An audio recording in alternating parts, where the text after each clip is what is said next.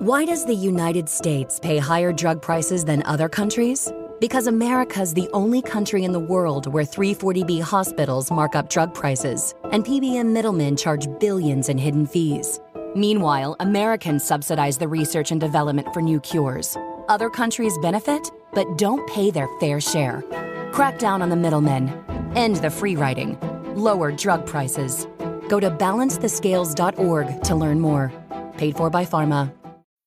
The Red Hot Clearance event is on right now at Burlington, and I'm excited for the markdowns. It's all about savings on top of savings throughout the store. This is when I stock up on styles for my closet, home decor, and much more because there's up to 70% off other retailers' prices on clearance. I mean, I'm going every day because these prices, too hot to miss. Burlington. Deals, brands, wow. Styles and selections may vary by location.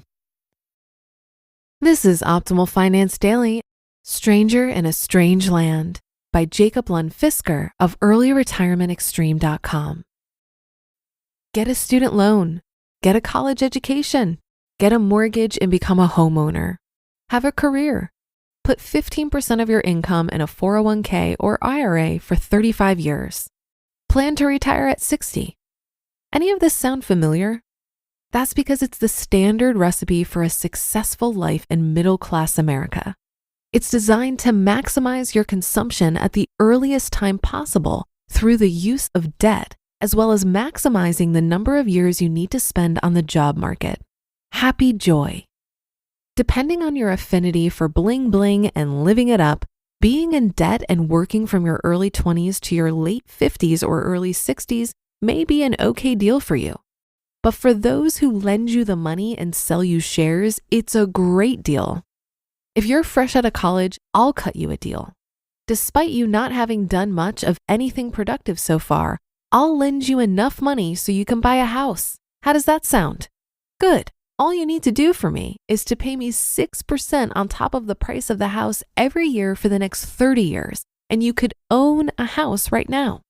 Just sign here at the dotted line on this mortgage. Mortgage is French for deathlock, but don't you worry about that. I also have some other deals.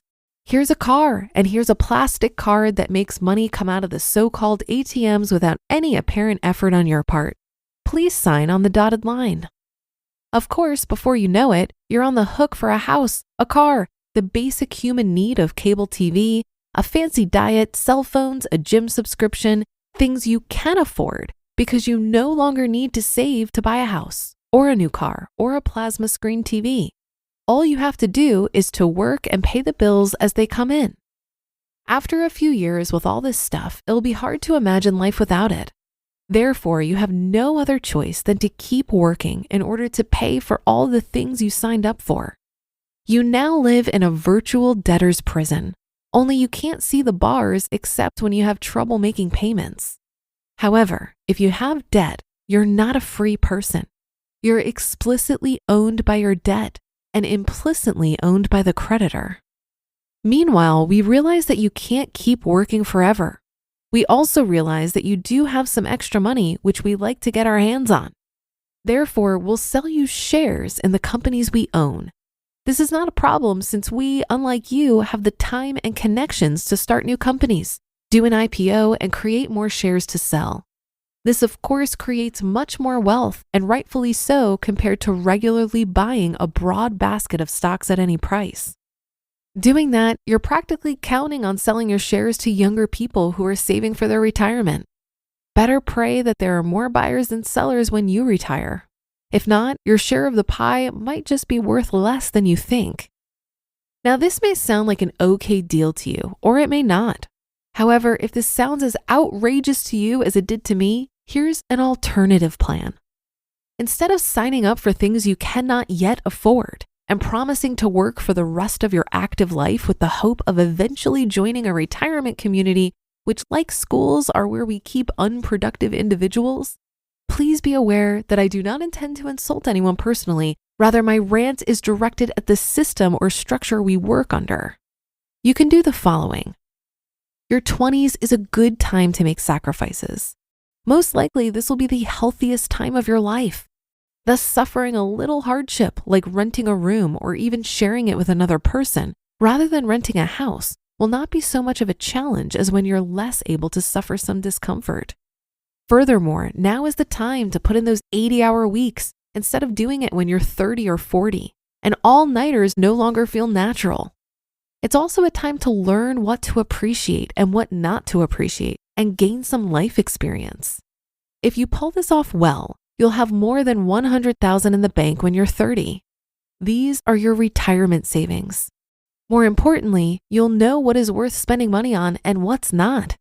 In retrospect, many people at the same age will be looking back and wondering what they have to show for all the money they've earned. In your 30s and 40s, the time for sacrifice is over. You can forget about saving 15% for retirement. You don't need it because you have plenty of time for compound interest to work and you have a large principal to compound on. Now is the time to explore things that are meaningful to you. Travel, work in another country, try a different career, start a business, volunteer, take a few years off to pursue a different education, catch fish in Alaska, become a tour guide, or drive a forklift.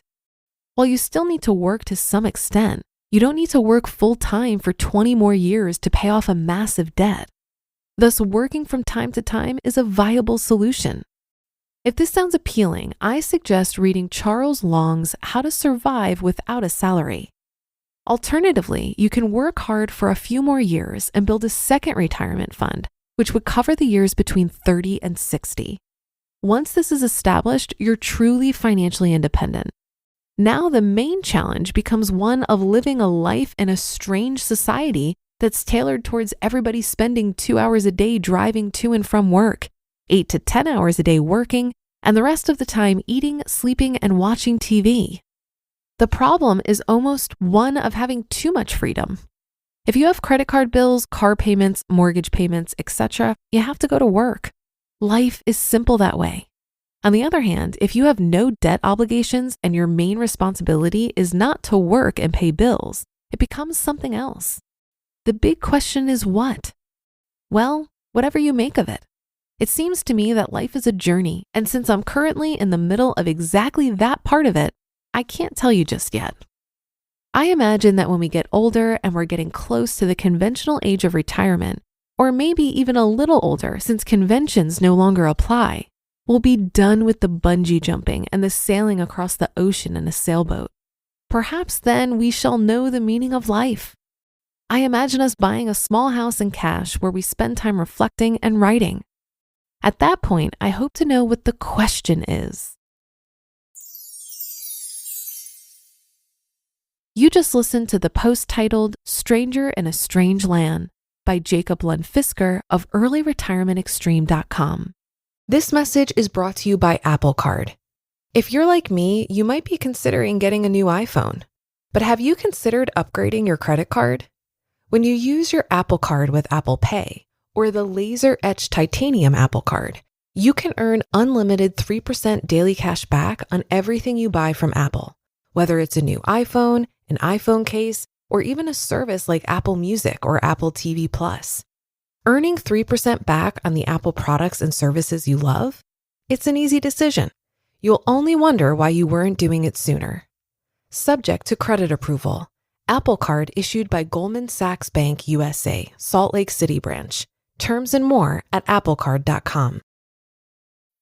Hey, business owners, we know you know the importance of maximizing every dollar. With the Delta SkyMiles Reserve Business American Express card, you can make your expenses work just as hard as you. From afternoon coffee runs to stocking office supplies and even team dinners, you can earn miles on all your business expenses. Plus, you can earn 110,000 bonus miles for a limited time through July 16th. The Delta SkyMiles Reserve Business Card. If you travel, you know. Minimum spending requirements and terms apply. Offer ends 7/16/25. This article reminded me of an Instagram post I saw once from an influencer named Money with Katie. She said, quote, "Wealth building is so cool to me because it's the one thing in life where you can front load all the effort and then reap the rewards indefinitely. It'd be like if having 6-pack abs by 30 meant you'd be guaranteed to have 8-pack abs by 55 with no additional effort." End quote. This to me demonstrates the long game, but in a way that doesn't make the short-term sacrifice feel like such a hard choice. When I think about how I fully funded my retirement vehicles for 4 to 5 years and reached Coast-Fi status, this feels like such an easier thing to do than to spend the rest of my working years saving for retirement. I front-loaded the effort at a time when my income was high, and it was much easier to save. Now that my income is lower, it's much more tolerable because my need to save is also much lower. So that financial decision has benefited me for the long term and right now. When it comes to the long game, none of us knows what the future holds. We could be totally rolling in the dough or face a hardship that makes generating an income difficult. That being said, I think the best thing I've done for my long game is learning how to be happy living pretty minimally. By having very low fixed costs and knowing how to entertain myself without spending a lot of money, I feel confident that I can handle whatever life throws at me. And that'll do it for another edition of Optimal Finance Daily. Have a great day. Thank you for listening, and I'll be back tomorrow. So I'll see you there where your optimal life awaits.